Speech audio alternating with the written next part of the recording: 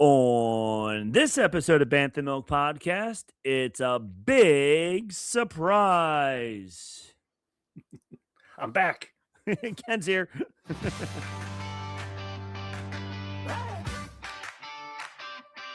It's the Bantha Milk Podcast. Yeah! Pour a glass of that blue milk, we know it's gonna last. With Rob and James behind the controls, discussing Jedi, Sith, and all the plot holes. Every week we're back, can't be denied. Got the hot takes flowing and the canon clarified. Yeah!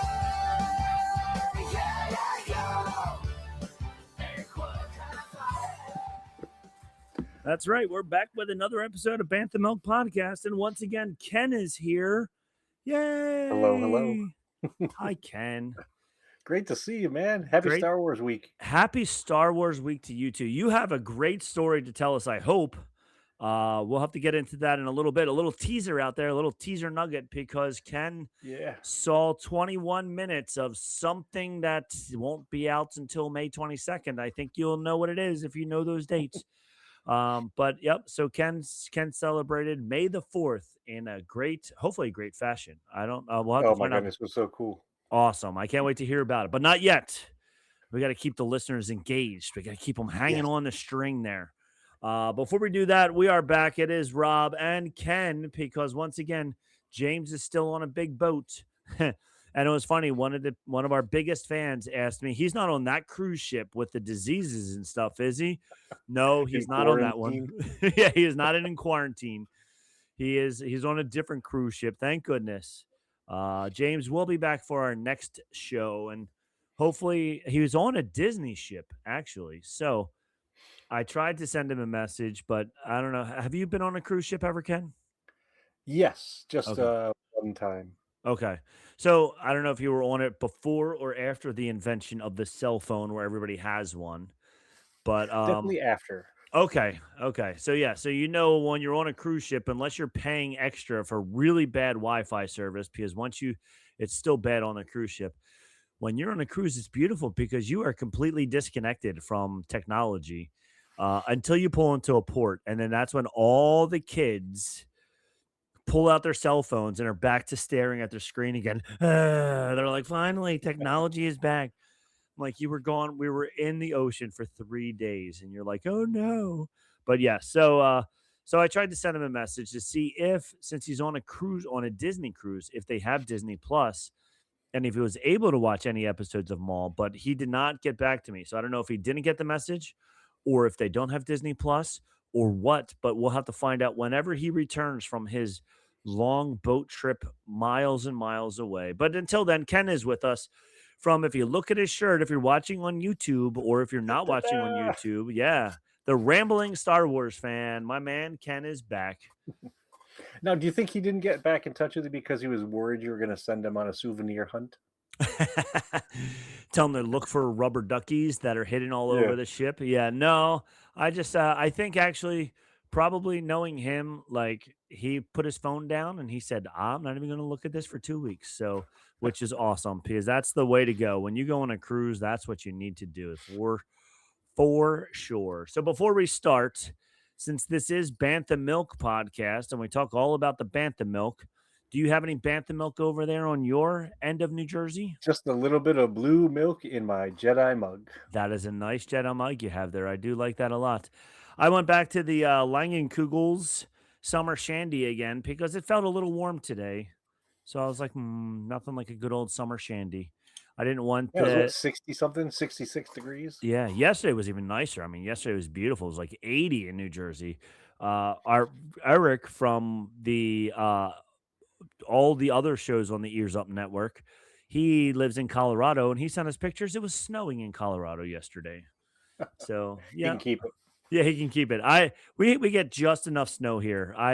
That was the one thing that I love Colorado. It's so beautiful. We went on vacation there, but we were there in like July. So gorgeous. I wouldn't. He said they've had snow as early as August and all the way into May. It's May now, and they still have snow. So no, thank you. All right, let's see if I get any noise out of this. Just a little itty bitty bit. Yeah. All right. I didn't even bring a glass down today. So I'm just drinking it straight out of the bottle. So cheers to you, my friend. Cheers to you. Cheers to you. Mm. Some good old summer shandy. Can't go wrong with a little summer shandy. All right, before we get into Ken's story about what he did on May the 4th. Star Wars, the other shows on the network. Ears Up, the main show, of course. Puny Pod. They just did their April rundown, their April review. The Buena Vista Boys are back with some new review of old Disney movies. Fantasyland Draft League. James and I's show should be dropping any day now. It was all about Star Wars. He said he was dropping it in May. It's now May the 6th, and it still hasn't dropped yet. Get on top of that, man. Come on. I want to see some Fantasyland Draft League, but I don't see it in my Yeah, podcast maybe he's waiting for the catcher. Ides of May. Maybe he's waiting for George Lucas's birthday. Who knows? Yeah, a But little it's present to him. yeah, it's coming up very soon. All us Star Wars nerds all in there talking all about Star Wars stuff. So enjoy that very much. And of course, the Supreme Resort. Those guys are always talking about who's the Supreme Resort, and it's always Disneyland because if it's not, I think Dan will cry or something like that. I'm not really sure. So, before I get into my Star Wars news report, you tell us your news of what you did on May the 4th. Well, May 4th was pretty cool because my supervisor was kind enough to let me celebrate it. And what I mean by that is I dressed as Supreme Leader Rilo Ken. So I brought my Kylo Ren helmet. I wore my Kylo Ren costume. I welcomed like 30 new employees to the organization, and I led the whole thing dressed as a Star Wars character. So that was super fun. That is super fun. Anytime I have an opportunity to dress as a character, it always makes me happy and brings me that great joy. Yes, Um, I love it. and then later, so I was facilitating that session in Cherry Hill, New Jersey, Oh, and right around the corner, maybe 10 miles away, was a theater called Cherry Hill Number 24. It's a big AMC theater, and they were showing 25 minutes of The Mandalorian and Grogu sneak peek. And my wife came up. We ended up getting 2 tickets through Fandango, and there's about 50 Star Wars fans there. And I'm not going to spoil it. However, I will tell you 2 things. One, it looks freaking fantastic. awesome. Like just absolutely fantastic. Second, it was in the IMAX theater. And I thought one of the cool things is, have you watched the movie in IMAX before? Yeah, they're huge. Okay. Yeah. You know how at the beginning, so they do all the trailers and all that kind of stuff, and before the movie, they usually have like an IMAX calibration film Okay. where they do a little countdown. Well, they Okay. did an IMAX calibration countdown, except it was Star Wars themed, specifically Mandalorian and Grogu themed. Oh, So we're that's watching, awesome. wait a minute. It was, I mean, there was Beskar in there, and the sounds that were going around the theater were definitely Star Wars related or Star Wars adjacent. And then they launched right in, dropped us in the middle of action, and it looks incredible. Absolutely awesome. incredible. And if the rest of the movie is like those 25 minutes, we are going to be happy, happy fans, and you'll want to see it probably at least 66 times. I love it. I love it. So was it the first 20 minutes that they showed you, or was it I like think so. That's what it okay. seemed to be. Okay. Yeah. All right, cool. I didn't know if they were gonna show you like bits and pieces or No, like it was 25 minutes front to back. I mean, everything flowed nicely as if you were legitimately watching the first chapter of a show. awesome. Very cool. Well, I hope it doesn't spoil it for you when you go to watch it on Thursday before the Yeah. 22nd, because you can go 20 minutes late now, I guess. You can be like, it's all Yeah. right, I already saw this. Yeah, I'll get some popcorn or more Yeah, popcorn. Or more maybe popcorn, some exactly. pretzels. Yes, 100%. Well, that's awesome. Well, I'm glad that they didn't do like all these little segments and really make it, disheveled. And then you're like, as you're watching the movie, you're like, oh, yeah, I remember this part. And oh, I remember that part. So I'm happy if it was just the first 20 minutes. That's cool that you were able to, they did it all in one take. So that's really, really cool. And I I truly, truly, truly think watching a Star Wars movie, or actually watching any movie really, on the big screen is something very magical and special. You can't, I mean, I have a very comfortable couch. I have Hmm. a reasonably sized television, um, with adequate sound, but there is no thing like a movie theater sound system where the bass of the music or the rumbling of the special effects makes your seat move. I can't get that in my living room. No, no, you can't. You need to have a much better system than what the average person has at their house to be able to get your seat to rumble underneath you like that. So, yeah, I definitely and I mean, even no matter how big your TV screen is in your house, it's still not the size that you're gonna have at a movie theater. So it's way better. And like movies are shot to be seen that big, so you want to go see it that big. So yeah, I agree. I can't wait. I have tickets already. I'm excited for it. It's gonna be a good time. It's going to be a Are you good going on time. Thursday or are you going on Friday? We're going on Thursday. We have tickets, I think, 8 o'clock on Okay. Thursday. Um, Okay.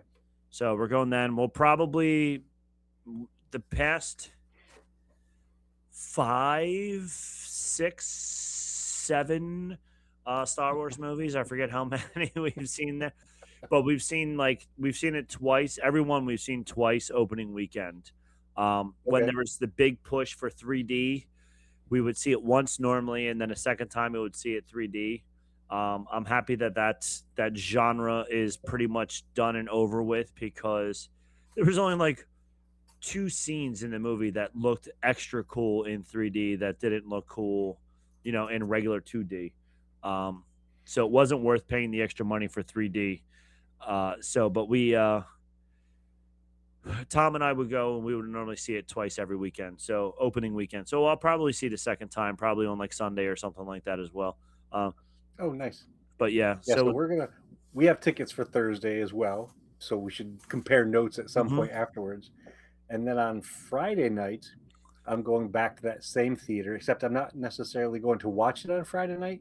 I'm going there in my Mandalorian costume, and I'm going to be there with Anna and Zelen and Baby Grogu, and we'll be just there getting pictures with the people going to watch the movie. And then on Saturday, I'm going up to Pennsylvania, and a bunch of the Pennsylvania Mando Mercs are going to this drive-in movie theater called Shankweiler's. Okay, It's not too far from Lancaster, I think it is. okay, Um, and we're going to be trooping there. And then on Sunday, or no, sorry, Friday I'll be at the theater in costume. Saturday I'll be at the drive-in theater in costume, and then the Sunday, all day Sunday from the 1 o'clock show to the 9 o'clock show, I'll be at the same theater dressed as my Mando costume. very cool. That'll be fun. I do remember one of the movies that we went and saw. There was a bunch of people in costume hanging out at the movie theater, so that was fun seeing people in costume there. The one it was pretty funny. It made me laugh. It was a uh, not the sand people, were the Jawas. It was somebody had a Jawa Okay, costume, but they were like 5'7". somewhat bigger, yeah. Yeah, I was like, "Wow, you're the largest Jawa I've ever seen." So that made me laugh. But I give them credit for doing it. Like they looked legit, except for the fact that they were just a giant Jawa. Yeah. So that was The funny. Southern Jawas, they grow them bigger in the They South. do they do definitely grow 'em bigger in the South. And I'm not going to give you any information on this other than next week, I'm going on a very, very, very high secret mission Dun dun dun um, dun dun. Dun. that I'll have to let you know more about afterwards. Okay. Well, I So, can't wait to hear about it afterwards. If we don't have you back on the show, we're gonna have to definitely tune into the rambling Star Wars fan to find out what Ken reveals there. It'll be funny yeah. if you came to our show and told us before you did it on your own show. That would be pretty funny. But I have a feeling you won't do that. So anyway, but yeah, you have to give us the dirt on what that secret mission was. I'm dying to find out. Yeah. All right. Well, before we continue, we do have more Star Wars news other than just what will Ken be doing the weekend of when Mandalorian and Grogu come out. You won't know it's him. He'll have his mask on. Don't if I now, oh, there's a preview where he's like, you took my mask off. Now I have to kill you. I was like, oh yes, I like that. Um, all right, so let's get some Star Wars news. Wars news. Star Wars news. Star Wars news is 3 minutes and 18 seconds long of just Star Wars news. The words Star Wars news over and over again. All right, so I have 4 news articles. I'm sure you have something else as well, maybe in your brain over there. But the first one, 3 new Star Wars games launched just in time for May the 4th. We talked a little bit about this last week, but here's a whole article talking about all 3 of these. Oh, this is all for Fortnite, by the way. 3 Star Wars games were added to Fortnite this week, and we know what we'll be doing all weekend. That's what this article says. So Star Wars Galactic Siege, you can fight in this large-scale player versus player, Empire versus Rebels battle with 10 versus 10 combat across iconic Star Wars planets. Team up and find capture points. The longer you hold them, the more points you'll get, and the closer you are to winning. Currently, there's only a Star Destroyer level, but a new Mandalorian and Grogu theme map will release with the movie on the 22nd. So this is like the Fortnite's normal game mode, but instead of the normal game mode, it's all Star Wars themed. So that's pretty cool. The second version of it is called Star Wars Droid Tycoon. You can build and customize droids using authentic Star Wars blueprints, manage your workshop and factory systems, and unlock rare components and special missions. You can create over 40 droids in this game with more to come.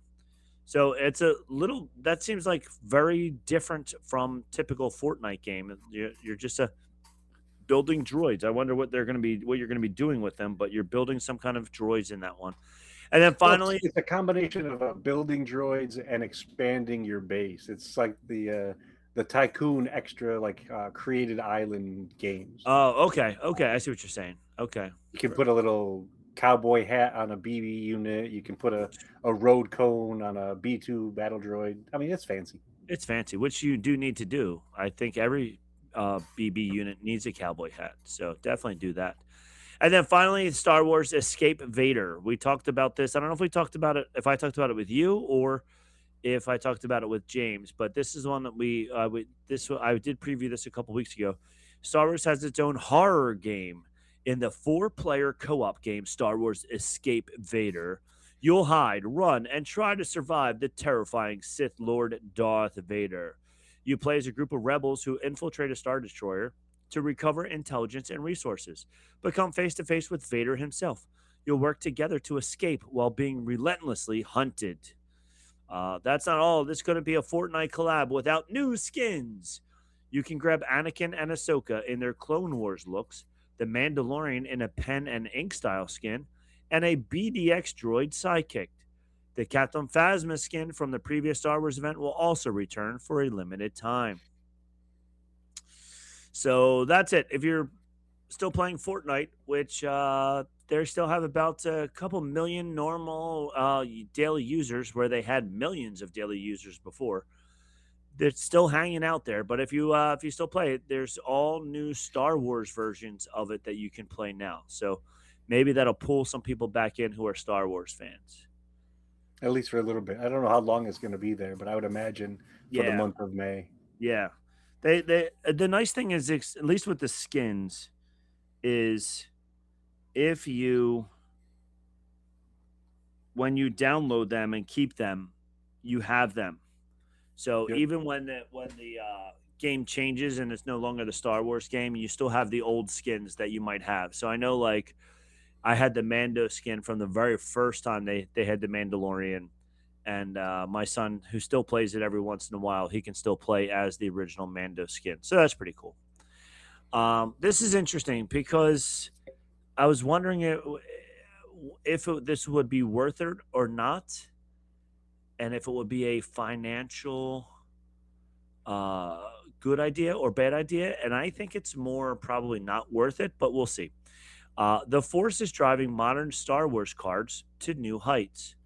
For years, the biggest Star Wars card sales were anchored in wax from the 1970s to the early 80s. Did you have the old Star Wars Topps baseball cards in the 80s?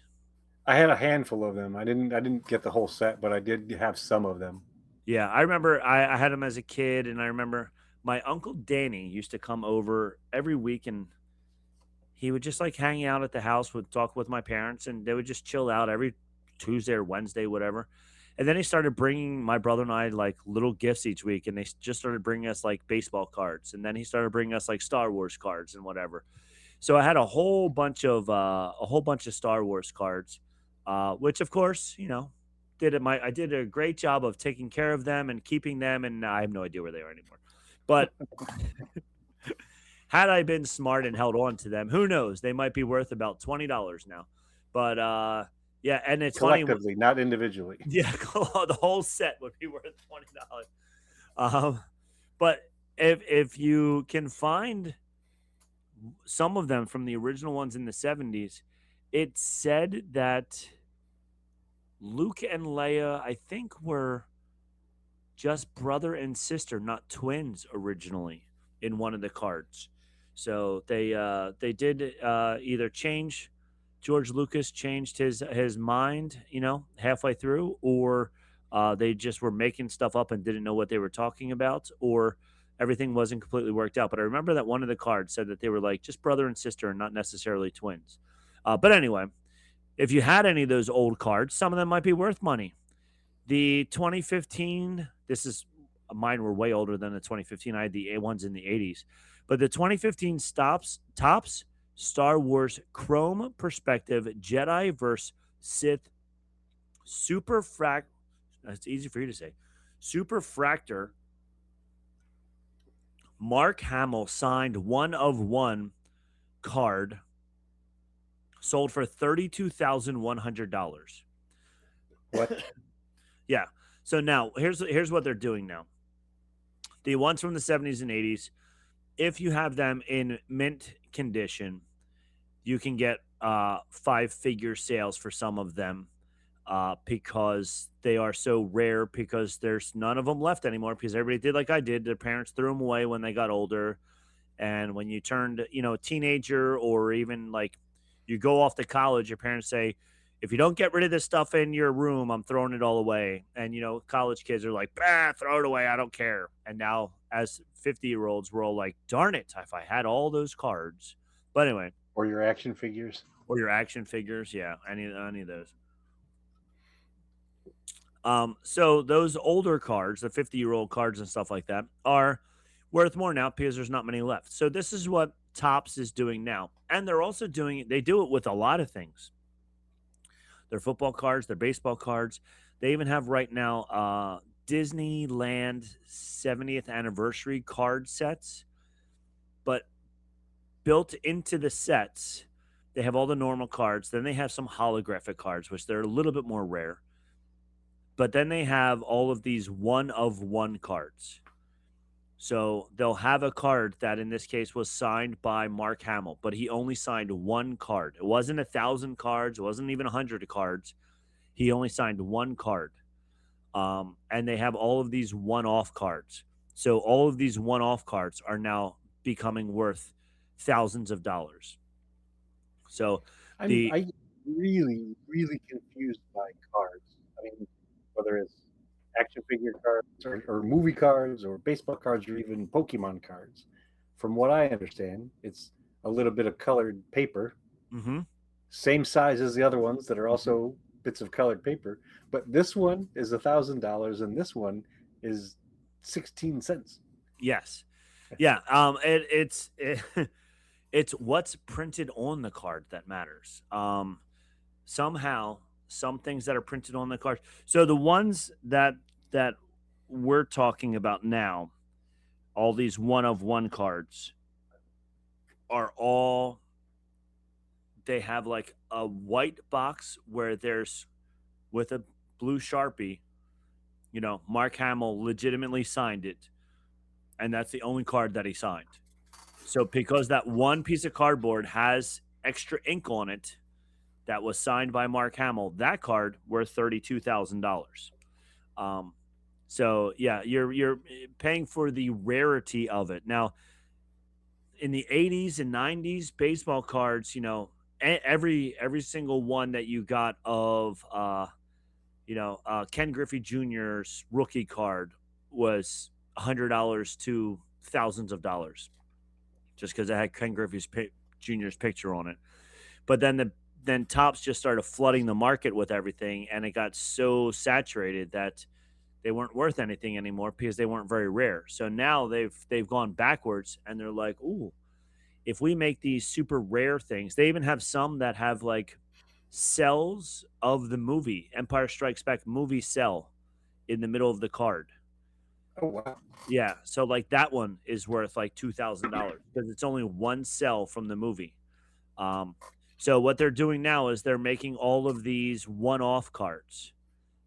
So you're not going to get, one of one. A 2024 Topps Chrome Star Wars Triple Auto Super Factory Harrison Ford, Mark Hamill, Carrie Fisher card, all signed by all three of them, sold for $30,195. When did that card come out? That 'Cause Carrie that is card, not yeah, here. the card came out in 2024, but they must Okay. have had her sign it maybe right before her passing. Okay. Um, they have a James Earl Jones card. 2022 stops Chrome Darth Vader card, also one of one with James Earl Jones signature on it, $24,600. So a modern Darth Vader Super Factory card can compete with high grade cards from the 70s. There's only one version of that card ever. So they have this one with that shows like James Earl Jones signature on it. It says James Earl Jones as Darth Vader. It's got a picture of Darth Vader, but it has his signature on it that he signed, and he only signed that one card. So what they're doing now is they are getting these famous people to sign just one, and then if you're lucky enough to buy the pack with that one card in it, and you can sell that then for $30,000, good. And I was like, ooh, but how many packs of cards are you buying to hopefully find that one card by the time you're done Well, if it's buying it? anything like Pokemon cards, though, there's also another weird possibility. So we went to a what's it called, a TCG trading card, TCG trading card game convention, or whatever, and or a show it was in a mall in Woodbridge, and this one vendor had a box. It was a shipping box, the actual shipping box from where they come from in Japan. And inside that shipping box were boxes of packages. Mm-hmm. So it's a shipping box with boxes, and inside those boxes were packages of cards unopened. Right. Yeah. That if you were to just buy that box that with all of the cards in it, originally, I think my son said that it was $600. Okay. But because of the card line or whatever, that box with the boxes of the packages, this vendor was selling it for $10,000, and you don't know what's in it Right. because it's the Yeah. box of boxes of Of packages. boxes So, of packages. Yes. so it could be all low end cards, or there could be some fancy cards in Right. there. But it's You're like weird buying it. gambling. Yeah. Oh, it is. It's 100% is. And then I was watching some other guy. They have these like online websites that you can go to where you can um sorry, my computer for some reason my computer just is not plugged in. It's about to die. Hold on one second. Okay, But you can sure thing. yeah, I'll be right back. Yeah, just one of the things that I find very fascinating about that is, I was joking around a little bit ago that these are little bits of paper, little bits of cardboard with pictures and colors and stuff on there. And they go for these wild, wild Mhm. prices. And then sometimes you're buying a package that's from that line, but you don't know if the card's in it because, "Oh, I want this unopened." So, Yeah. Yep. So I was also watching this other guy who does these things, these like auction type things where he'll have the boxes, the unopened boxes, like you said, and for like sports teams. So for like NFL, you can buy. He opens all the cards up on camera, and then whatever he opens up on camera of the Philadelphia Eagles, you pay beforehand. Same thing, you're bidding. So there'll be an auction. I'll say $20, you say 30. We go all up to $300 just for the Eagles cards. And then someone else will bid on the Cowboys cards and somebody else on the Cincinnati Bengals cards and whatever. And then he opens up all the boxes. You could get one Eagles card out of there, or you could get 20 Eagles cards. You could have 20 Eagles cards that are worth nothing, or you could get 20 foil cards, or maybe one that's signed by the quarterback Jalen Hurts or something like that. Who knows? So whatever you bid, he'll then ship you all of the Eagles cards that he opens up on that time. And it's also like another form of gambling, just like you said, like that box that would go for $600 normally, he's selling for $10,000 because there's a possibility that there's a $30,000 card in there, but you don't know. So you could spend all that money and get nothing, or get two Yeah. $30,000 cards out of there, and then you made $60,000 on a $10,000 investment. So yeah, and like you said, it's all just a small little piece of paper, but it's somebody said that it's worth this much, and then it's just like when I watch like car shows and like car auctions and stuff like that, and the car's only worth what somebody's willing to pay for it. And it's the same thing with Yeah. the baseball cards. Like what's it really worth? It's worth 2.2 cents, but Yeah. if somebody's willing to spend $20,000 on it, then suddenly that 2.2 cent card is worth $20,000. And it's all become such a weird game too. Even so, I don't know if you heard the news, but just recently, Star Wars Celebration tickets went on sale. Okay. So they opened them up for the masses yesterday. Individuals could buy up to 20 tickets, Okay. um, and a 4-day pass. So it's all 4 days of celebration, just for one person, 4 days. I think it was $250, roughly speaking. Um, there were people that the day of the sale, because the sale came out yesterday, 4-day passes sold out within a couple hours. They were already people on eBay selling two 4-day passes. So that would have been $500 Right. for $6,600. It's crazy because they were able to get it, and they know that somebody else is willing to spend that kind of money to go to it. So they're going to get that kind of money for it. And it's like that's what's very frustrating about like events like that. And even like the Savannah Bananas are trying really, really hard to prevent that from happening. He has said like I don't know if you have to show ID or something like that, but like he's really trying to prevent the ticket scalpers from buying up all the tickets and then just reselling it for astronomical prices like that. Even like my Taylor Swift, her last tour, that she made $1 billion on the tour, um, which is awesome. I'm so happy for her. Like she deserves it. But then the ticket scalpers made twice that because the tickets were $600 for the upper level. They're turning around and they're selling them for $4,000, just like you were saying. And people were buying them up because they weren't able to get them for 600 and they wanted to go see her. So they're paying 4 times the amount of money for the ticket. And it's a shame because like people aren't buying it because they want to go. People are buying these things just to resell it and just to make money off of somebody else's, whether it's Star Poor Wars. timing. Yeah, yeah, they're poor timing that they couldn't get in and I could, so I'm going to make sure that I get my money out of you. Um we got tickets to the Olympics in 2028, and you when you registered for the thing, you could get up to 12 tickets. So we got 4 tickets to one day at the indoor volleyball. We were going to buy 12, but and then we were thinking like, oh, we'll scalp them, whatever. But the other problem is you don't get paid until after the event. So the tickets for the other 8 tickets was going to be over $2,000 for the other 8 tickets. If we wanted to try and sell them for $4,000 or $5,000, whatever it was, we would have to wait 2 years until the summer of 2028 before we would get that money back. And in the meantime, we're out the $2,000 it is for the 12 tickets.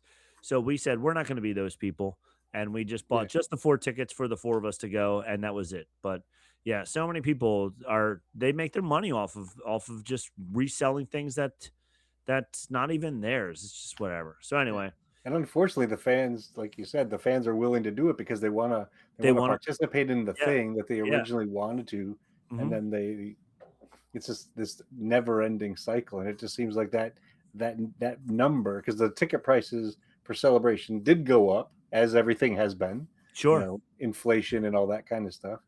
But then the scalpers, third-party sellers are selling it even higher than that. Yeah, yeah. It's crazy. It's ridiculous. So yeah, so I was like, "Oh, maybe I can try and make money off of buying and selling Star Wars cards." And you can only, it looks like you're only going to make money off of that one of one card. And I have a feeling the chances of getting the one of one card are probably 1 in 35,000 of a chance. So you're Yeah. going to spend Maybe more even money. worse than that. Yeah, you're going to spend more money hoping to get that one than you're even if you were to get it, by the time you sold it, you wouldn't even get back what you spent on buying all the other ones. So, yeah, so I'm not going to do that. But this is a funny article. This one made me laugh because it's one of those articles that is a non-article. They're always my favorite ones, and this is in Forbes website too. Sam Witwer gives a Maul Shadowlord season 2 release date update. So his update is it's the usual development cycle. I know when it's coming out, but it's not a situation where the audience will have to wait too long. Too long. We'll have to wait too long. But I think I am forbidden from saying what I know. But we are working on it. We've been working on it for a while, and it's interesting. So the last line of the article is still, I would guess that it will not be much more than a year from now, based on Whitworth's comments and what we know about past timelines for this sort of thing. So maybe May/June 2027, we will see Maul Shadow Lord season 2. And I'm pretty sure all its fans cannot wait, but they don't have to wait too long. I love these articles that are like, guess what? It's going to come out. And I wrote a whole Maybe. article about it. Maybe I wrote a whole article about it, and there's ads on here, and you clicked on it, and I just made money off of not telling you a damn thing. And I'm like, super, thanks for wasting all of our time. So we know no more now than that Billy Madison. We are all dumber now than we were when we started this debate. Thank you. Good Uh, night. have mercy on our souls, or something like that. I So mean, it yeah, could have been even simpler than all that. It may come out sometime yes, it in may the come out future. in the future, sometime in the future. Yeah, so they're basically saying all of the animated shows come out about every year to year and a half apart. So we have a year to year and a half to wait. Thanks for your insight, pal. All right, and then this article is pretty neat. This is Maul Shadow Lord just set a Star Wars IMDb record. Maul Shadowlord has just aired its final 2 episodes this week, and the highest scored Star Wars project ever has now achieved something similar with audience scores for its finale. That has now added up to a Star Wars IMDb record, edging past even the previous best show in universe history. Released in batches of 2 episodes a week, Maul aired its pendulumit entry, whatever, its last entry, and its finale rated a 9.6 and a 9.8 respectively. The latter ties the season 2 finale of The Mandalorian. And the only 9.9 ever is courtesy of the Clone Wars grand finale. But in terms of overall score, Maul Shadowlord has taken the crown over everything else. Yes, even that show. Here's the list. Maul Shadowlord overall score 8.7 out of 10. Andor 8.6. Mandalorian 8.6. Clone Wars 8.5. Rebels 8.1. Tales of the Jedi 8.1. Bad Batch 7.8. Ahsoka 7.4. Book of Boba Fett 7.1. I thought it would be lower. Tales of the Empire 7. Star Wars Vision 7. Skeleton Crew. I like Skeleton Crew. I would give it higher than the 7. Skeleton Crew got a 7. Obi-Wan Kenobi also only got a 7. I think maybe people were expecting it to go a different way. Maybe that's why it got so low. Obi-Wan Kenobi 7. And The Acolyte came in at a lofty 4.3. Wow, that's a big jump. That Or is a big big jump. jump. Yeah, wow. So Maul Shadow Lord overall score from the whole season 8.7 on the critic scores, which I agree it was awesome. Well, and according to that article, it's not done. Right. Yeah, because in a year and a half or some other time, we may see a second season. Maybe. Maybe. So although they have contracted a second season, so we will see that. Although they had the whole what was the movie that they had? The Ben Solo was it Ben Solo? Yeah, The Hunt for Ben Solo. Yeah, The Hunt for Ben Solo. Everything was written, it wasn't shot, was it? No, it was just written. It was pre-production, I thought. Pre-production, yeah. And then they said, never mind. What was the other one? It wasn't a Star Wars movie, but there was No, it was a Star Wars movie. There was going to be a Boba Fett movie as well by Josh Trank. yeah. Yeah. I don't know how far they got down the path of that. And if we're talking about things that were made that we'll never see, do you remember Seth Green? Yeah. Oh yeah. From Robot Chicken and everything? Yep. Well, they created an entire show where this was created, filmed. I think they had 1, maybe 2 seasons done. It was a parody cartoon called Star Wars Detours. Okay. And it was, it was like tongue-in-cheek goofiness with the Star Wars characters. But when the Disney sale went through, it was before The Force Awakens came out. Disney didn't want to put out something making fun of Star Wars while they were trying to relaunch Star Wars as a brand. And so that was completely finished, ready to go. And it's just sitting on a shelf somewhere. Probably never see the light of day. Oh, that's a shame. Funny story about Seth Green. His dad was my best friend's dad's best man at his wedding, if you can follow that trace all the way through there. Yeah. That's pretty fun. Yeah. It's like 6 degrees of Kevin Bacon, 6 It degrees sure of is. Yeah. 6 degrees of Seth Green there. Oh my goodness, that's awesome. Yeah, so yeah, Seth Green grew up in the Philadelphia area before when he was real little. Like his parents grew up in the Philadelphia area. And then when he started getting to acting, they moved to California. But yeah, when he was in Philadelphia, his dad and my friend's dad were friends. So yeah, there you go. Long story That's short. awesome. Yeah, it's pretty funny. Anywho, all So right. you might have touched something that he touched. I doubt it. I don't. No, not that Seth Green touched, because I don't think he was ever over my friend's house. I think just the dads were friends or whatever. Like, yeah. So I don't know. Did you ever get a high five from the dad? I never did. No. Oh No. if you got a high five from the dad, he probably got a high five from Yeah. Seth Yeah. Green's dad. So I got a high five from my friend's dad, who I'm sure got a high five from Seth Green's dad, and Seth Green, yeah. So there we go. So somehow they were through all that. Yep. Yeah. So you high five Seth Green. Yep. Pretty much. Me and Seth Green are best friends. Yeah. Yeah. Raisin One is in the chat. He apparently was in the chat last week, but it wasn't coming through. He was like, "How come they're ignoring me?" But nope. So he said he was also at the Woodbridge Mall and the card show as well. So that's pretty funny. And he went out today and he found the blue milk. And he said the blue milk is also not bad. I chugged it, not gonna lie. So yeah, the true blue or blue, the blue true, true blue milk. Yeah. So there we go. All right. Have you had the blue milkshake from Burger King yet? No. So I kept meaning to stop and get because before you came on, we broke down all the 3 different Mandalorian and Grogu meals that they have at Burger King. And I wanted to get all of them and talk about them on this week's show. And then I drove right past Burger King and forgot all about it. So nice. Okay. Well, there's still time. Yeah, there's still time. Hopefully it'll still be there by the next show. So there we go. You just might not get the collector's cups. Right. They might be sold out by then. Yeah. So, okay. I have some crowns. There you go. You sure do. All right. Do you know of any other news? They're the 4 articles that I have. I don't know if you know of offhand. Remember how we were talking about Galactic Racer? Yes. they announced for whatever reason now video games have it, it can't be just a video game. There's got to be the deluxe edition and the gold edition where you so they release some information that there'll be a couple different editions of Galactic Racer. So if you buy the additional you pay the extra money, you get some skins for your racer and all that kind of stuff. So Very that cool. they formally announced that recently. Okay, so But you other can than get that, no other big news.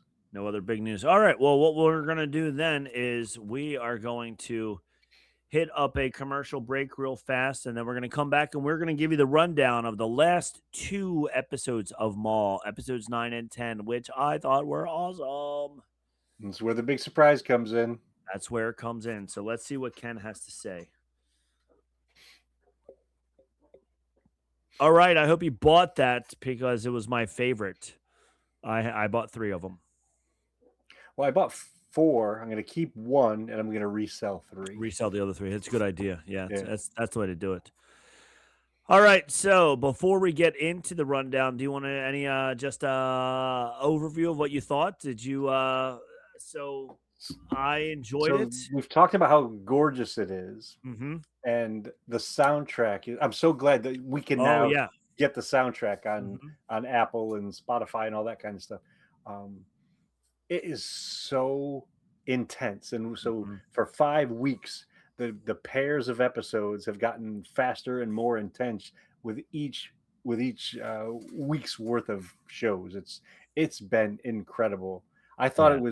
it couldn't not that it, I thought that it couldn't get better after the last two, and then it got Mm-hmm. better after the last two, and it is leading to that season that Sam Witwer was hinting at that we might get. Yeah. Yeah. So we talked about it last week. I was hoping, by the way, if you're listening all the way to this point, you know that, we're going to tell you all about what happened in the episode. So if you didn't watch it yet, hit pause, go watch it, and then come back and listen to what we had to say about it. But I was really hoping that Devin wasn't going to turn evil, that she wasn't going to fall for Maul's trap, but she did. So I think the way Maul set her up was good because he kind of like, and also the way like the surprise showed up there, it also helped make it like Maul's the good guy almost, even though he's a bad guy. And there were some good scenes, good things that not good things, but little things that she missed, that she didn't see how evil Maul is. Um, so that also helped Maul's situation with her believing in him because he didn't see that he still has this evilness inside of him, even though his whole thing is all bent on revenge. Um, he still was like, I'm about to lose this fight, so I'm going to do something here that only a bad guy would do to make sure that I don't lose. And Devin didn't see me do it, so she doesn't know. If she would have saw this, she definitely would not come with me. But because she didn't see this, she will come with me. Um, Well, I also there's a part of me that wonders, and I know this is getting towards the end of the second episode.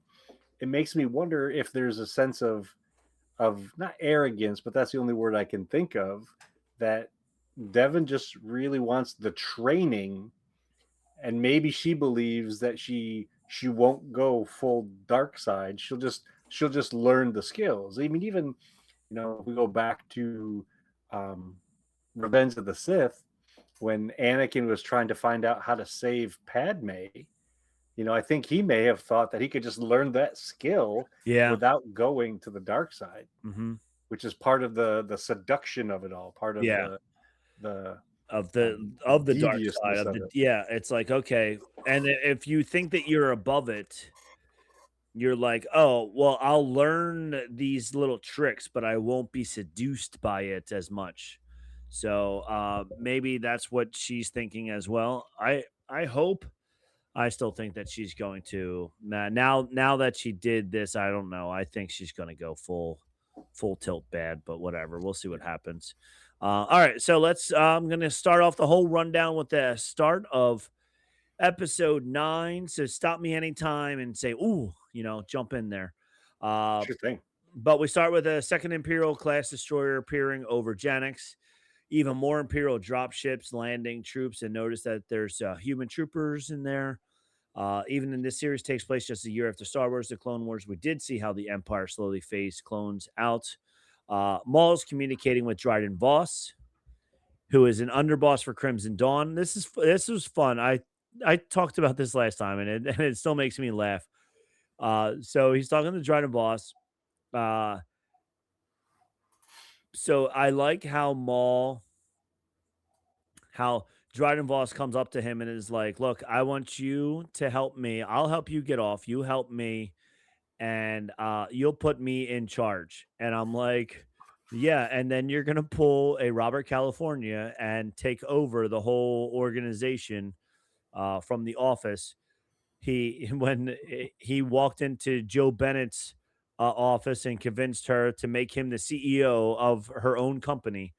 I feel like that's what Maul's going to do. He's going to get Dryden Voss in charge, and he's going to say, "Now that I put you in charge, I'm actually in charge of you." Because we see that in Solo, that Dryden Voss, or what was her name, Kira. Kira, she like then calls Maul, and we see Maul at the very end, and so she calls Maul, who's the real boss of Crimson Dawn. Well, I think So that's a beautiful example of the arrogance of people who don't understand the Force, and they don't understand the Sith either. Because if we go back a few episodes, when Maul did the opposite with the Pikes, he killed the leader of the Pikes because he had been tricked by them, or set up by them. yeah, Killed the leader of the Pikes, then made somebody else a leader, said, "You're sitting in the chair, but I'm really the boss." I'm really the And boss. Yeah, and now Dryden is saying, "Oh yeah, kill my boss, and I'll sit in the chair." yeah. And Maul's like, "Yeah, I'll let you sit in that chair, but you're not in charge." Yeah. Yeah. Oh, totally. So Rentier is the boss that Dryden reports to. The Dawn symbol behind Voss on his chair. Uh, in Maul says, "Crimson Dawn has betrayed me in the past," and he's talking about at the end of the Clone Wars. Maul made his last ditch effort to stop Sidious from triggering his plan to kill the Jedi, and he says, "I was so certain of his fate that I orchestrated this war to lure him here with Kenobi. That plan failed, and the Republic defeated Maul's forces." And that's the betrayal that Maul is talking about. Now, Dryden Voss wants to kill his boss and be put in charge. So this takes us to the episode title, Strange Allies, referring to these two teams being forced to work together to escape. So I did enjoy this, and I still enjoy that Lawson and Master Daki. Daki. Doki, like they knew, like they're like, okay, we have to get out of here, but we also know that this guy's not as up and up as he says he is. And even as they're running at one point, Lawson says, as soon as they get out of the city, they're going to turn on us. Um, so, and then, takes, and that's something happens that was huge, a moment in Star Wars canon. Maul sends Devin a dream and he tells her where to go. So, this was interesting because we haven't seen this happen much where the Jedi or even the Sith can send dreams into people's heads. Now, Ryan Airy has a big theory about this, and I think it's just him. I love when people try to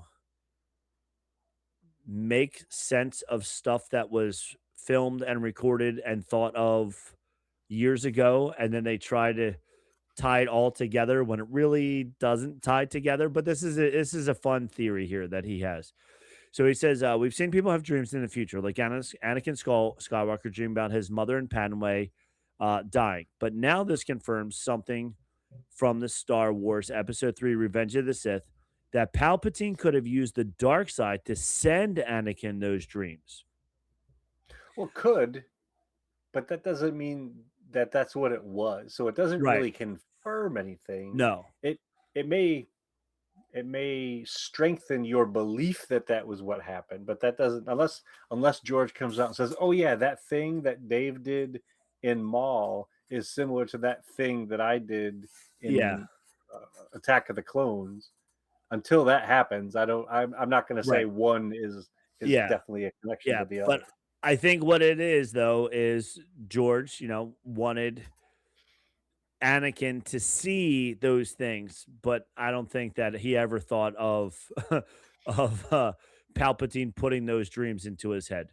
Well, But it like you said, also, as in a weird way, if that's the case, it could also connect to the sequel trilogy, yeah, because there was a line in Rise of Skywalker where the clone of Emperor Palpatine said, that I was every voice inside your head inside your head. to to Supreme Leader Ben Mhm. Solo. Yep. So yeah, so that could, I mean, but if that was the case, I think we would have heard about it long before now that this, so, but anywho, it's a good theory. I like it. And then he said, but I looked inside and it was beyond what I ever imagined. Because Luke was looking into the dreams that Ben was having. So Luke was able to look into the dreams that Ben was having, and the dreams may have been sent to him by Darth Sidious. So who knows? But all right, then they all meet in this courtyard with a really neat statue in the middle of it, and that's where they then it just and as they make their way out of the city, Docky works out that Devin has actually started to bond with Maul. He said Maul will not be able to access your mind with such ease unless there was a connection between you. And then he says the key line in the episode, did he help you for your sake or his own? Which is a good line because we all know Maul is one of those guys that is not helping anybody for anybody's sake other than his own. Um, so outside the entrance, and all-terrain personal transport is patrolling. They're the persecutors to the all-terrain, or the priests. They're the priests. I can't even read right now.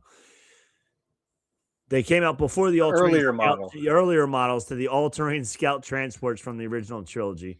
And when Spybot is jamming communications in this the sign says signal jammed.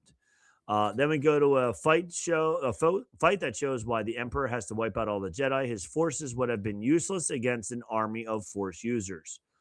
So this fight scene was awesome. Maul drags his saber to the ground to gain attention while he shakes off his bum leg. I love we were talking about that last week, how he kept like banging his leg the way Kylo Ren was, hitting his chest. Or And do you then think it's more like he was banging it? Like, you ever had to do, like, remember the old tube televisions and you banged on the side of it to get it to work or to get it to whatever, work a little bit or better, or yeah, Fonzie with the jukebox. So he's just banging on his leg to get it back into to place. get the circuits back in place. Yeah, he could have been, Yeah. probably doing that. Like he wasn't like doing it to pump himself up. He was doing it because like, okay, I'm gonna need you working here. So let's Yeah. get this working. So and then it was awesome. Even lines like just remember what I taught you. Conjure up a whole backstory where we understand that Lawson at some point taught his kid to shoot. It says a lot about their relationship and his value as a father. Maul single-handedly takes down the Walker, which was a great scene. Oh my gosh, when he's just running forwards and spinning his lightsaber, just ba ba ba ba ba ba ba ba, just stopping every shot. I like how he hits the lightsaber into the leg and it like pauses a little bit and then he like pushes it all the way through. But what made me laugh was to get through the leg, he had to like really force it through the leg, but then he just threw his lightsaber up in the air and was able to cut the whole thing right in half, which made me laugh. I'm like, wait, you had to force it through the leg, but it was easier to just throw it and it cut it in half at the top part. So that made me laugh. I want to go back just a couple clicks to where you were talking about Kylie or Kyle, the son, the Lawson's son, son. Lawson Riley. How Riley. Yeah, Kylie's someone different. Yeah. Um, where Riley shot the speeder bike, and he knew enough to change the blast settings to Mhm. stun. To stun. Yeah. Yeah. Yeah. He's still using stun, and so is Two Boots still using stun. Um, even though Two Boots had a lot of great lines in this, he was like, "Oh, I'm," later on when he's like, "I'm just a common criminal like you now." He's like, "That's not fun. I don't want to do that or whatever." But yeah, um, but yeah, so he did shoot the guy off, but he did it on stun, so he's not a killer. Um, Devin sees him cut through the thing, and she's kind of in awe, and then she's getting more and more like leaning, falling towards the trap of believing in Maul. Lawson and Ducky both realize that the perception of Maul has shifted, and then he says, like a starship drifting into a gravity well. By the time you notice, you're already being pulled in. And then the brothers show up. The 11th brother, which is the Crow, and then they're escaping. Lawson points out the irony that he's a lawman, but now he's escaping in the same tunnel where he used to chase a fugitive. And we're seeing how fascist governments like the Empire will turn their own citizens into criminals instead of protecting them from criminals. Lawson tells Docky that these guys are going to double cross us as soon as we get out of the city. And I like how they were just like, yeah, that's going to happen. So we just have to be ready for that. Um, as they move the hatch, it makes a similar sound to the Millennium Falcon hatch in The Empire Strikes Back. And then the Inquisitors are following them when they get to the wreckage. Um, how inside the Imperials immediately uh, part for them out of fear, and then this leads to a classic floor is lava situation. The heroes get to the part where this was really funny when it was like, oh, that's all acid. And um, Two Boots goes, illegally disposed of. I will report this immediately. And then he's like, oh, wait, I guess not. Yeah. So, yeah, Maybe not this time. maybe not this time. I guess I'm not a law abiding citizen anymore. And I So, think, going back to that title, was it Strange Allies or something Strange like that? Allies. Yeah. Uh huh. Think about all the people that have to work together. So Yeah. we'll go back to the fact that Riley, the teenager, has Teenager. to Yeah. partner with his father and his father's partner as police officers. You've got the Jedi having to partner with these folks as well, and all of them are partnering with Maul, the Mandalorians, and the Zabraks Yeah. against Against. the brothers and the Empire. Yeah. Yeah. It's crazy how the biggest, like, eclectic group of not misfits, but just like random people that you want to put together at all are now all together, and they all have to survive together. So yeah, so it's pretty funny. Um, what type of a group that they have become. Oh, Um, and to throw even more into that, you've got the smuggler, the guy who's really oh the yeah, animated version of Joe Pesci, yeah, the little Joe Pesci character. He's still running yeah, around with them also. Yeah. Ludo Vario. Yeah. So they're definitely not the typical gang that you would see running around together.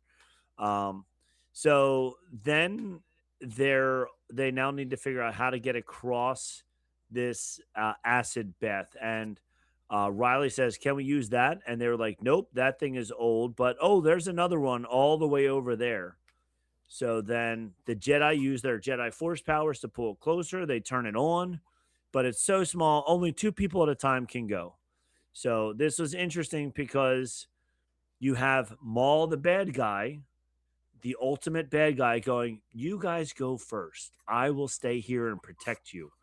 Once again, helping Devin fall into his grasp. I know I'm not a bad guy. I want to protect you. I want to help you. So I think Devin goes first with, oh, Devin and Riley go first. Then they send it back, and then Two Boots goes over with the little Joe Pesci guy, and that's when Well, Two actually, Boots. it was the two Lawsons went together. Oh, the two Lawsons. Yes, okay, the two Lawsons went together. That's Yeah, right. because I thought the funny part of that is, Oh yeah, um, the son said, "Oh, at least you got to spend time together, even though yeah, we're, yeah. being hunted and shot at, and we're shooting back, and things are exploding all around us. But hey, Dad, you don't suck as a dad as much as you think you do." Yeah, he said, "This is the most time you and I have spent together in a while. You know, this is foreshadowing that something bad will happen." I said, because they they're not going to say, "Hey, look at this. Look at all the cool times we're hanging out together here, fighting off bad guys. This is awesome," without something bad happening after that. So, but yeah, they were like, it was a good father son moment. So they get over there first, then they send it back, and that's when Two Boots and the little Joe Pesci guy goes, and Two Boots goes, "I suppose I'm no better than you, a common criminal." And then he goes, "No, that is not a good thing." So Two Boots is like, "Oh man, what happened to me? I was on the good side, and now suddenly I'm a criminal and I'm running from the law that I used to protect for so long." All And because fighting against the law that I used to and protect. fighting against the law that I used to protect, all because he called him up and said, "We need your help here." And bam, all his fault. He is the Jar Jar Binks of this series. And then as they're going across, then you see the two Inquisitors come running in. They were like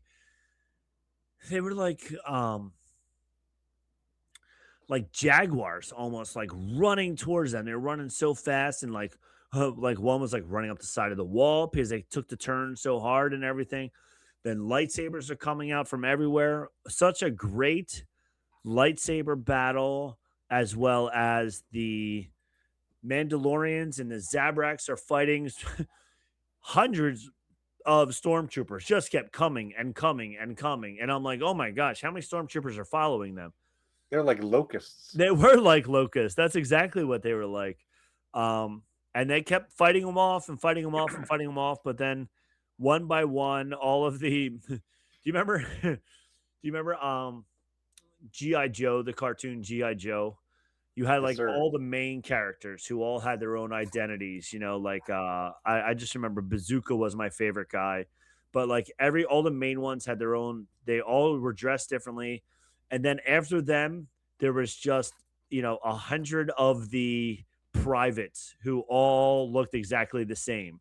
And the same Okay, thing with with no names. no names, yeah. And the same thing with like Cobra Commanders guys. The main ones were all different, but then there was just all these just like Cobra, followers, whatever.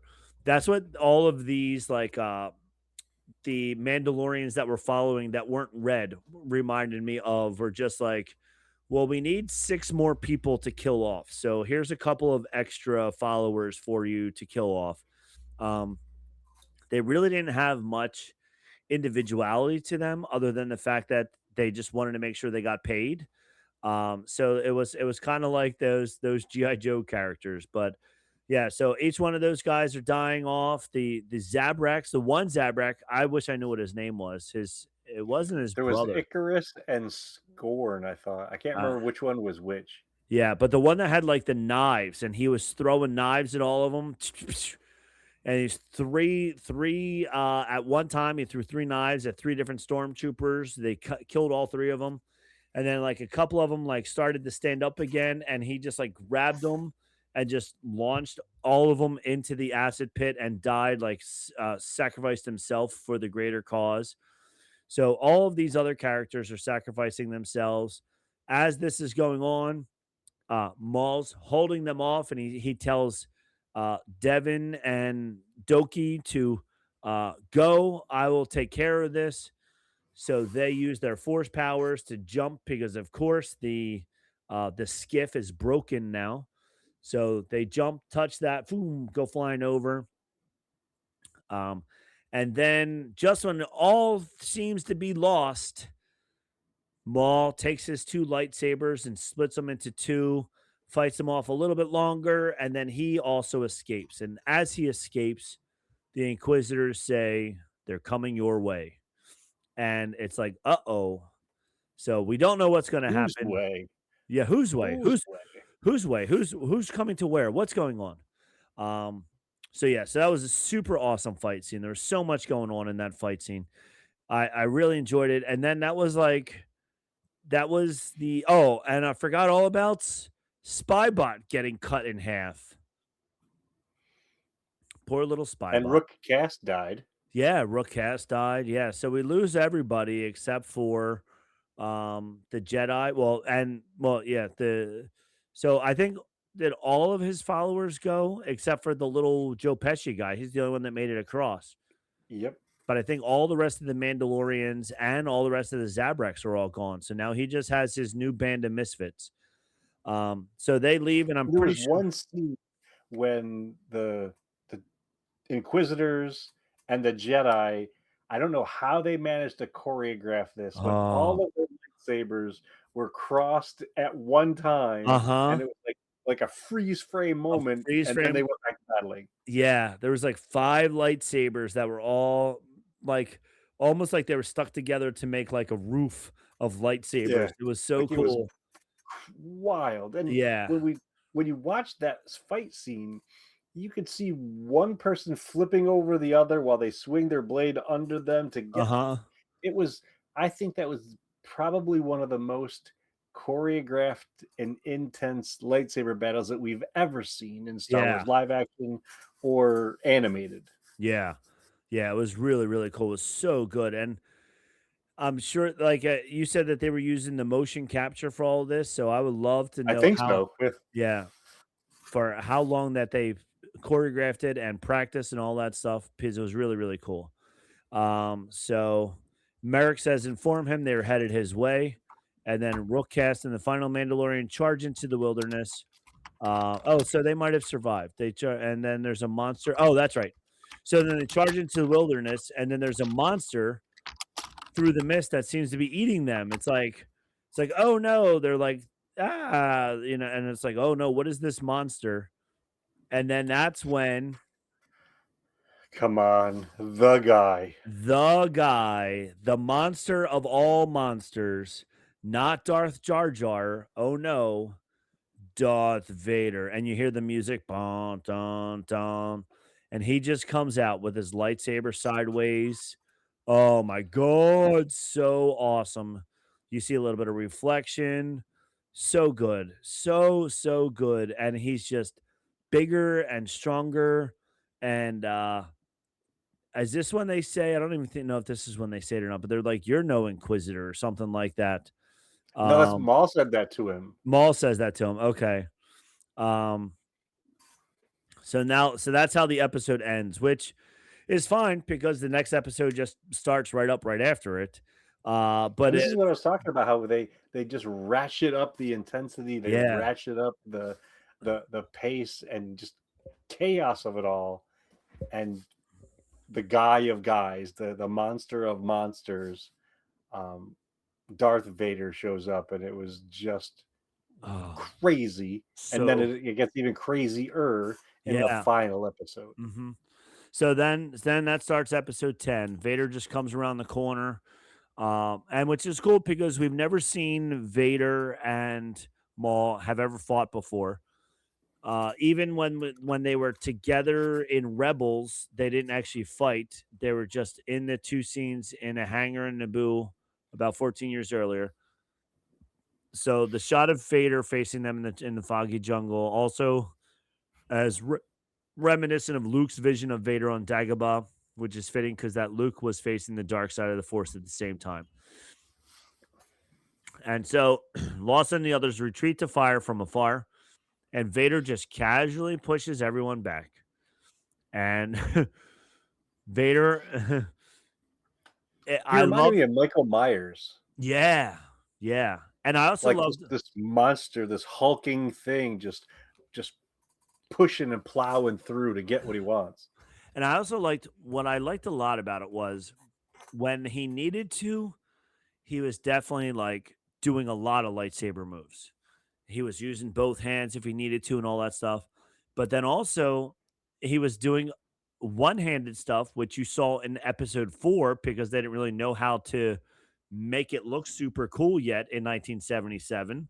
So they were Yep. just like two guys, just like George Lucas was like, okay, start, swinging swords at each other. And they're like, whatever, so every once in a while, you would see him with just one hand, and his other hand's just down the side, and he's just like, no, don't need to use two hands. I can fight you off with just one. So that was really cool because it showed, all the different levels. And this is like the almost like that scene that we needed between episode 3 and episode 4 when we had great lightsaber battles because it took place in the early 2000s. And then if you're watching it in order, you go to episode 4, A New Hope, and suddenly it's back in 1977 and Darth Vader and Obi-Wan are just two old guys that are just like, like this now almost makes it like the reason Darth Vader did it is because that's all he needed to do. He didn't need to do more than that. So that's what I really liked about it. I liked picking that up. And that's when Maul says, "You're no Inquisitor." Um, and he still doesn't realize that this is Anakin. No, everybody else just like everybody else in the galaxy believes that Anakin Skywalker died at the end of the Clone Wars. And now Vader moves exactly fast enough, even more just precise, like a fighting machine. No wasted movement. He's like a robot. So then Devin flips. Vader twists his wrist and then twists it again to fend off Maul. And every single time, like they're all fighting Vader, all of them. Devin, Doki, Maul, they're all trying to fight him. And he's just like, I got this. I can take care of all of you. Like, this is what I really liked because in some of the books that you read, the authors want to make Darth Vader almost like just a big meathead, especially like with against like Thrawn. They want to make sure that that Thrawn is smarter than he is. So they make it this battle between Darth Vader's might and Thrawn's brains.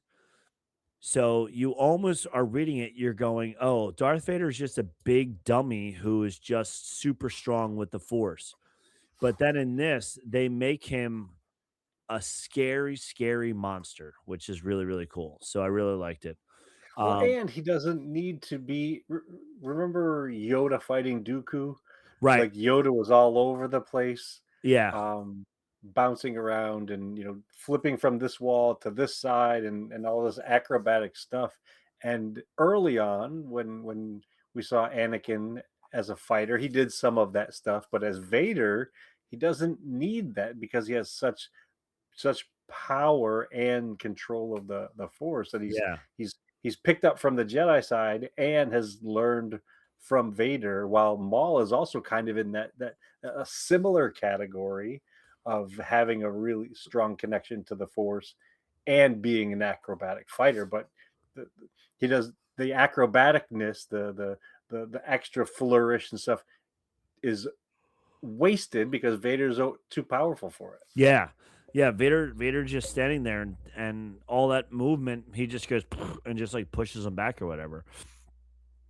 So Um, just huge fight scenes, really, really cool. Lightsabers everywhere. Um, Lawson and um, Devin are now fighting, and at this point, Devin, uh, Lawson, like basically is telling Devin, like the ship is now starting to come in, from what's his name, the Dryden. Dryden ship is about to come in.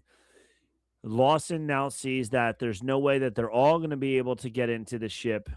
So he's almost like he tells his son, um, that like, you're the best. You can do this without me. Keep going. And his son is like, no, no, no. And he's like, yeah. So they're trying to get onto the ship.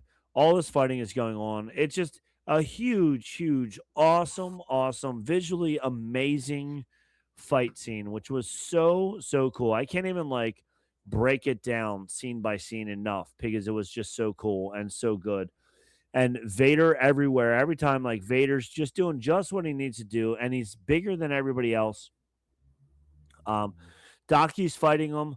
Docky's torn between Maul and Devin. He knows he has to make a decision, so uh, he becomes defenseless and throws. He throws Devin his lightsaber so she can fend them both off. And then when they're reunited, she casually hands it back over to him. So you get you get the you get the feeling that they've done this many times before. And then the Inquisitors and Vader surround the Force users while Lawson and the others enter the fog of war. At the extraction zone, the Imperials have landed a Lambda class shuttle. They probably knew to land there because the intercepted Maul's communication with Dryden Voss. Now the two troopers are also mounting E-Web's heavy repeating blasters as we first saw the snow troopers. As Maul gets Vader on his back foot, we hear the Imperial March, which of course is Vader's theme song. Devin force flips over Merrick's head, repeating the classic Obi-Wan move from the Phantom Menace. Now, while Lawson and the others are pinned down, I love how Lundy was psyching himself up. You're not small, you're super tall, which is pretty funny. So now everybody's playing a role in the fight. Riley uses the stun setting to take out the troopers and 2 boots for the win, taking down the shuttle. Daki was talking about how they could beat Vader if they worked together, and he follows through on that when they're actually able to temporarily force Vader to his knees. And then they go back to the jungle. That when the transport lands, they once again the simple Anakin versus Obi-Wan duel theme, but to show how they pinned down they are. Then we go back and forth to see Vader use his full power against Force users. We see him unleash it in the hallway, but now he's fighting it again. Maul can hear Devin, and I think he sees 2 different pathways, one where they all escape together and the other where she becomes his apprentice. So then this is what I didn't like. Daki's fighting Vader, and as he's doing this, Maul knows that he needs to get Devin on his side and not on Master Daki's side. So as Daki's fighting Vader, Maul's legs also like more broken. So he just does this quick little force push on Daki from behind because he's trying to get him off balance so that Vader kills Daki. So that way Devin has nobody to turn to anymore except for Maul. And it's a pretty crappy move. I don't like it, but then again, Maul's a bad guy. So it sounds like something that a bad guy would do. I Hey, was can't get me, get this guy. Yeah, yeah. If you kill this guy, then Devin will come to me. So unfortunately, Devin's fighting the crow, and then at the moment her master is killed, she can sense it, and her reaction is very much like Obi-Wan's when his master was killed, and her rage on her face follows that music. And let's think about this. Just like in um, Re- Return of the Jedi, where they were fighting on Endor and they were fighting in space, Mm-hmm. and Luke was fighting Vader. There are 3 fights going on right now. Yeah. You've got Daki and Maul against Vader. Yep. You've got Devin going against the Inquisitors, and you've got Ludo and the Lawsons trying to get towards the shuttle. So all of these fights, these 3 different fights, are happening at the same time, and so the camera is cutting from one to the other to the other. This is a cartoon. And it's a cartoon. Yeah. It's a cartoon. It's crazy how and it's super fast. Super fast. All the movements are fast. It's not none of the fights are slow. Everything is fast. Even the non-force users, they're moving fast and they're moving and they're hiding and they're shooting and they're moving over here and they're doing this.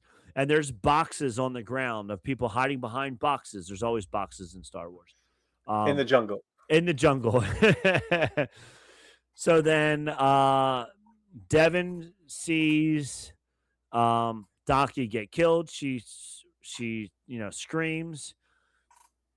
Then they go after Maul. Then drops the ceiling. Dryden Voss shows up. This is when the Lawsons start running towards it. But then Daddy Lawson goes on a suicide mission for his son. He knows that Riley could probably be safe if he was with his mother because she works for the Empire. So Lawson charges ahead, full steam ahead. He grabs the big Gatling gun and just starts taking everybody out until they start shooting him, and then he dies. Riley's on the ship. Dad, no. And then Devin's using Maul's saber now because Maul throws her his saber because she dropped hers. So now she's using the red saber on top of it. So now you really know this is the sign that she has definitely crossed over because even though it's not her saber that she turned red, but she's using a red saber. So it's like, uh-oh. So she's using that. They're backing their way into the ship, and they finally get into the ship. They run away. They get into the ship, and then Maul assures her that we will get our revenge, just like his first line of the dialogue in the saga. At last, we will have revenge. Now, when they escape, Vader looks up at them in the shot that matches Maul watching Anakin escape in the Phantom Menace. And then I didn't even notice this, but they said, "Did you notice that Vader didn't say a single word in the entire fight?" I He was like, didn't need to. It was all action. it was all action. There was no time for anybody to talk. Um, so then Riley and Devin mourn their fathers that they lost. And then Devin looks down at the red saber. She had one last chance here, but instead of choosing to go away, and it is interesting, like Riley's mourning his dad's death, and he is sad, and you can tell that he is not happy about what happened. Devin is mourning the death of Docky, but instead of being sad and internalizing it, she says, "I'm ready, let's go." So now she is definitely um, going over and following in Darth Maul's evil plot to take over the galaxy one battle at a time. Whatever. Well, see, here's the thing, though. I don't think Maul ever wanted to take over the galaxy as much as he wanted to simply destroy Palpatine, and those aren't Yeah. necessarily No. the same thing. No. And this is many, many years ago, and I'm not sure if you ever saw the video where Freddie Prinze Jr., who was involved in Star Wars, Yeah, it was in was on this. Rebels. Yeah, he was, Kanan Jarrus, Yeah. one of the great characters from that show. And he spent a lot of time working on that show and getting steeped in Star Wars stuff, spending time with George and spending time with Dave Filoni and stuff like that. Maybe not so much George, but definitely with Dave Filoni. Um, and in this conversation, he was talking about how Darth Maul is modeled after Sisyphus, the Okay. guy who would push in, I think it was Greek mythology or Roman mythology or something like that, where he would push this big rock up a hill and it would fall back, and he'd have to push this rock up this hill and almost get it to the top and fall back. And it's, that's the kind of thing that Darth Maul has gone through over Yeah. and over Over and and over again. over again. Hmm. He's getting so close to his goal, and something happens where he has to go all the way back down Hmm. to the beginning, whether it's because Palpatine caught him and killed Savage, and so now I'm going to torture you or going to do my bidding, or in this case where he has lost so much and he has to go back to figure out a different approach Yeah. to killing the Emperor, which means grabbing onto another Force user Hmm. like Devin, because two are potentially stronger than one. Yeah. And also, like, now that Palpatine has Vader, he doesn't need uh Maul anymore. And he didn't even, like, when Maul got cut in half the first time, he thought that Maul was done. He didn't even know, like, he was still alive. So he's a thorn in Palpatine's side by him still being there, because Palpatine believes in the Sith rule of two. So the fact that there's another Sith out there, it's messing up his rule of two. So he definitely wants him killed, and Maul wants revenge on him. But now, as we saw in this whole season, he wasn't able to kill either of the two Inquisitors, and definitely not Darth Vader. I mean, there was three Force users trying to fight Darth Vader, and they weren't able to do it. So um it's definitely going to be interesting. I'm glad they stopped it where they did with them getting away. Season 2 could be just them. I'm sure just the first half of it or a little bit of it is going to be him and Dryden Voss taking over Crimson Dawn or whatever the case may be. But depending on how long they wanted to stretch this out for, the whole season could be just them doing this Dryden Voss thing and him training Devin to get stronger and better so that a season 3 could be a rematch with him against Darth Vader, or even like him trying to go after Palpatine and Vader being there and stopping them or whatever the case may be. Because, Rebels takes place later and he's still trying to get revenge on Palpatine. So we know whatever happens in any of the upcoming seasons, he's not going to succeed. So it could go any way, any of those ways that they want to. So it'll nonetheless, it's going to be fun. It's going to be very entertaining. These fight scenes in these 2 episodes flew by Yes. because it was so entertaining. Suddenly you're like, wow, that whole episode's done already. Like it went by so quick because it was just one giant fight scene for episode 10. It was just one whole awesome fight scene. So it was really, really good. So, Yeah, I wish we'd lived in California because Zoe, Mike's daughter, who lives in California, she got invited to go watch the last 2 episodes in the theater. oh, so You cool. know, Yeah. Oh my so God. It she got was to see it so, on the big screen with yeah. the, and it just so happened that Sam Witwer was there and some of the other folks were there. So that's super cool. That Now is I'm gonna super ask cool. you a silly question. You don't have to answer it, but I'll ask it anyway. Is there anything about the show that you didn't like? Because I have 2 things on my Okay. list. The first thing is that it came out at 3 in the morning. Yeah, because I wasn't able to watch it till Tuesdays, and then like we're trying to do the show by Wednesday, so I wasn't. Yeah, so I didn't like the timing of the Yeah, release. I agree with that. yeah. That is And so while I say I didn't like it, please know I still the show itself I absolutely positively hands down loved. right. The other thing, this is more of a silly thing. So the character Docky Uh huh. was voiced by the same actor who's the Allstate commercial Uh guy. huh. You're in good hands with Allstate. Yes. I was hoping that somebody, either him or Oh, Devin, were gonna say at some point, like, "Don't worry, you're in good hands." Like, I wanted just that line not to the be not in the the season full something, tagline, but just enough of it that you just knew enough of it. it was just a callback to the fact that he was the voice of it. Yeah, that would have been really Yeah, funny. and the perfect part for that, do you remember the scene where uh, Riley and Devin went off together, Uh huh. and Docky and Lawson were together, and Docky was telling the dad, "Oh, he'll be fine. He'll be He's fine. with Devin." Yeah, That would have been the perfect perfect place for him time. to say, "Don't worry about your son. He's in good hands." He's Like it in was. good hands. That would have been It was perfect. Yep, that would have been great. that's those are the only 2 complaints I have about all 5 episodes. Yeah. Yeah, I thought it was great. I did like as the season went on, the intensity picked up, the story picked up. If there was anything I didn't like, maybe it was only the fact that like episodes 3 and 4 were a little meh. They were probably the worst of the 10 episodes, but that is like saying that episode 7 of The Mandalorian's first season was the worst one. I loved every episode of the first season of The Mandalorian. So it's like only because I have to put one at the bottom would I put episodes 3 and 4 at the bottom of the list, you know.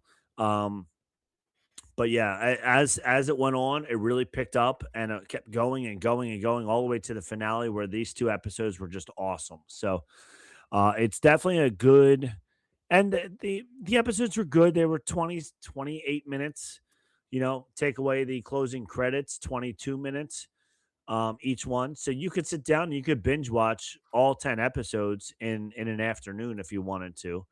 So I Yeah. did like it. There's, I'm not the typical Star Wars fan that hates everything. We've talked about it. You like a lot more than I do. There are some episodes, some shows that I was like, I'm not going to watch that again. This is one that I definitely will watch again and definitely enjoyed a lot. The animation was amazing. The painting, how they made the painting on the face and everything was so beautiful. The fighting was unbelievable. And it also was interesting. I was watching think I was watching Rebels or Clone Wars, but like they were doing when the lightsabers were moving, they the trail, I guess, of the light was like a almost like a perfect triangle on the older ones. And then this one, they said, okay, we're gonna Yeah, it take was that definitely triangle. Clone Wars. Yeah, okay. And then this, they were like, we're gonna take that triangle and we're gonna like bend it a little bit more because it's going to, if you really think about it, it's not going to perfect triangle. So they made the animation even more. They kept taking it up a notch, which is really cool. So I did enjoy that. I did enjoy how the lightsabers made it a little bit fancier each time also. So yeah, I think of if there were things to complain about, your two suggestions would be the only two things that I would complain about also. I did totally enjoy this this whole season, this whole series. So it was awesome. I loved it. I highly recommend it. And for people who and we've said this about Rebels before, and even like the first season of Clone Wars is a little hard to get through, but once you get into the second, or even like the very beginning of the third season of Clone Wars, that's when it really starts. The storytelling gets a lot better, and they decided at that point they said, "Hey, you know what? Just because it's a cartoon, it doesn't need to be for kids. Like it can be really good storytelling even in a cartoon format." Um, so this was Well, the and same thing. if you go back to that first season of Clone Wars, we also have to remember that in addition to them telling stories and introducing tons of new characters, they were learning how to make this stuff work.